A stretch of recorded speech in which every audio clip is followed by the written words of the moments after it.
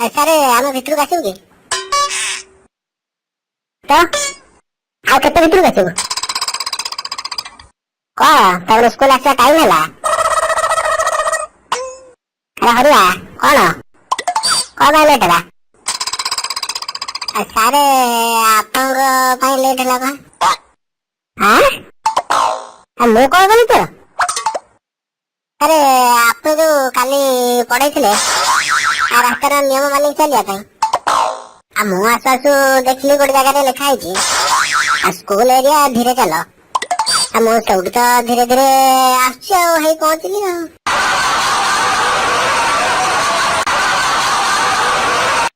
ହଇରେ ଅକାଳ କୁଷ୍ମାଣ୍ଡ।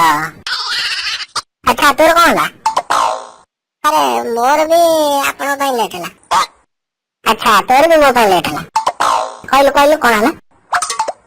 ସାର୍ ଆପଣ କାଲି ଯୋଉ କହିଥିଲେ ହାତ ମାପିକି ଚାଖଣ୍ଡେ ଚାଲିବା, ମୁଁ ତ ସାର୍ ଘର ପାଖରୁ ହାତ ମାପିକି ଚାଖଣ୍ଡେ ଚାଲିକି ଆସୁଛି ଆଉ। ଦେଖୁନାହାନ୍ତି ମୋ ହାତ ଗୋଡ଼ ଚିଣ୍ଡି ଗଲାଣି। ବାହାରେ ଧନମଣି, ତମେ ମୋ ନାଁ ପାଣି ରଖିବ। Thank you sir. ବଦମାସ କାହିଁକା କହିଲା କଣ ନା ଥ୍ୟାଙ୍କ ୟୁ। ବସ। ଆଚ୍ଛା ପିଲାମାନେ ଆଜି ମୁଁ କିଛି ବ୍ୟାକରଣ ପଚାରିବି, ତାର ଠିକ ଠିକ ଉତ୍ତର ଦବ। ସାର୍ କୋଉ ରଣ? ଆରେ ବ୍ୟାକରଣ।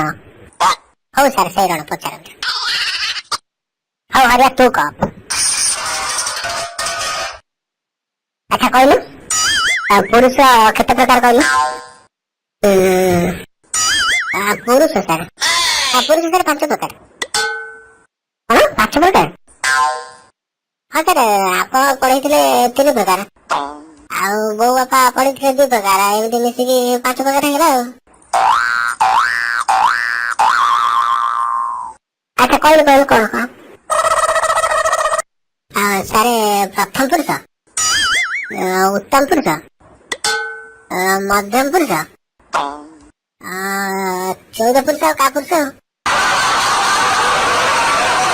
ଆରେ ମୋ କାନ ଉଠିବା ଦିନ ମୁଁ ଏଇଭଳିଆ ପୁରୁଷ ଶୁଣିଲି। ହଉ ତ ପୁରୁଷ ପଢିଆ ରଖ, ବସ ତ କିଛି ହବନି। ଆରେ ନଟ ତୁ କହିଲୁ। ହଁ ସାର୍ ପଚାରନ୍ତୁ। ବହୁ ବଚନ କହିଲେ ତୁ କଣ ବୁଝୁ କହିଲୁ? ଆରେ ସାର୍ ବହୁ ବଚନ ହଁ ସାର୍ ବହୁ ବଚନ।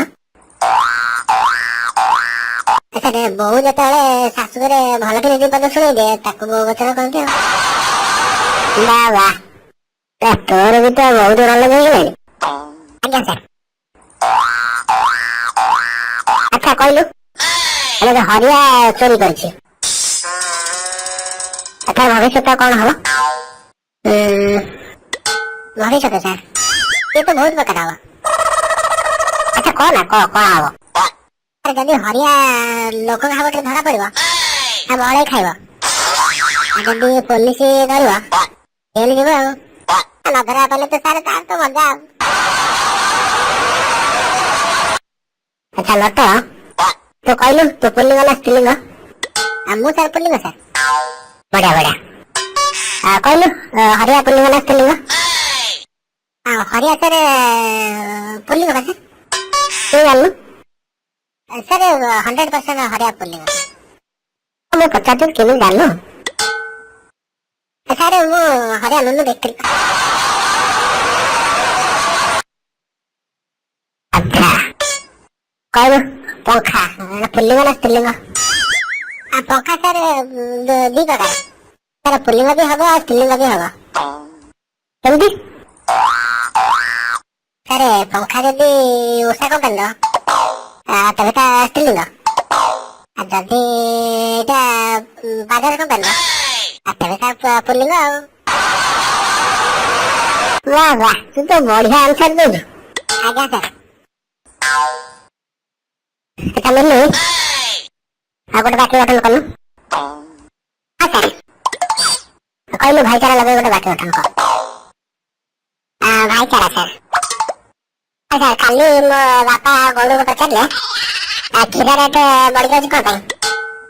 ଗୌଡ଼ କହିଲା ଭାଇ ଚାରା ରେଟ୍ ବଢିଯିବା ତୁ କ୍ଷୀର ରେଟ୍ ବଢି ଯାଉଛୁ।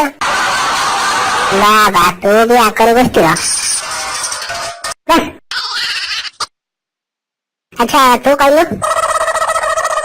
ଅତିବାହିତ ଲାଗି ଗୋଟେ ବାକି ତାଙ୍କ ଅତିବାହିତ ଅତିବାହିତ ମାନେ କଣ ସାର୍? ଅତିବାହିତ ମାନେ କାଟିବା। ଆଚ୍ଛା ଆଚ୍ଛା କାଟିବା। କାଲି ବାରିକୁ ମୋ ଭାଇ ବାଳକୁ କଷା ପକେଇ ଅତିବାହିତ କରାଯାଇଥିଲା। ଆଉ ସାର୍ ଆଉ ଗୋଟେ କହିବି? ନା ନା ଥାଉ ବହୁତ ହେଇଗଲା। ଧନ୍ୟ କହିବ ମତେ ଆଉ ମୋ ପାଠ ପଢେଇବାକୁ। ସାର୍ ବେଲ ବାଜିଗଲା। ଯାଅ ବେଲ ବାଜିଗଲା ଯାଅ। ପାଠ ପଢିକି ତ କାଢୁଛ।